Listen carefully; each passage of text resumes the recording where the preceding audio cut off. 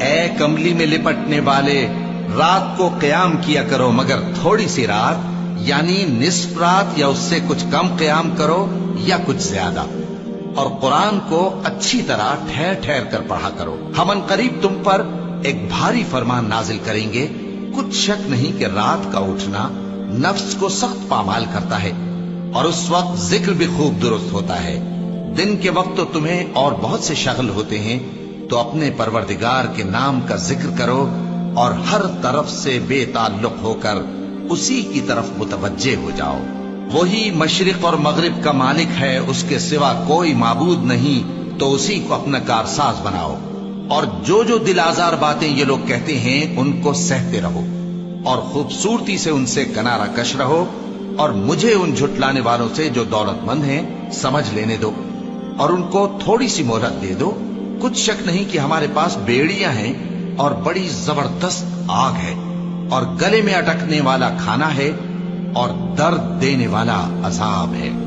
جس دن زمین اور پہاڑ کانپنے لگیں اور پہاڑ ایسے بھربھرے ہو جائیں گے جیسے ریت کے ٹیلے، اے اہل مکہ،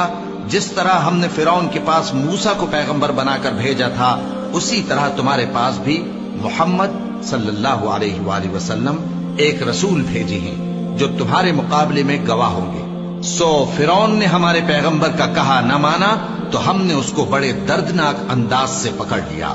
اگر تم بھی ان پیغمبر کو نہ مانو گے تو اس دن سے کس طرح بچو گے جو بچوں کو بوڑھا کر دے گا، جس سے آسمان پھٹ جائے گا۔ یہ اس کا وعدہ پورا ہو کر رہے گا۔ یہ قرآن تو نصیحت ہے، سو جو چاہے اپنے پروردگار تک پہنچنے کا راستہ اختیار کر لے۔ تمہارا پروردگار خوب جانتا ہے کہ تم اور تمہارے ساتھ کے لوگ کبھی 2/3 رات کے قریب اور کبھی آدھی رات اور کبھی تہائی رات قیام کیا کرتے ہو، اور اللہ رات اور دن کا اندازہ رکھتا ہے۔ اس نے معلوم کیا کہ تم اس کو نبھا نہ سکو گے، تو اس نے تم پر مہربانی کی،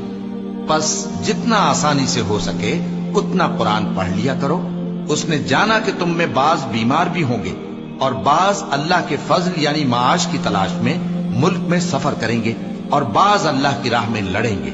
تو جتنا آسانی سے ہو سکے اتنا قرآن پڑھ لیا کرو، اور نماز قائم کرتے رہو، اور زکوٰۃ ادا کرتے رہو، اور اللہ کو نیک نیتی سے قرض دیتے رہو، اور جو عمل نیک تم اپنے لیے آگے بھیجو گے اس کو اللہ کے ہاں بہتر اور صلے میں بہت عظیم پاؤ گے، اور اللہ سے بخشش مانگتے رہو، بے شک اللہ بخشنے والا ہے، مہربان ہے۔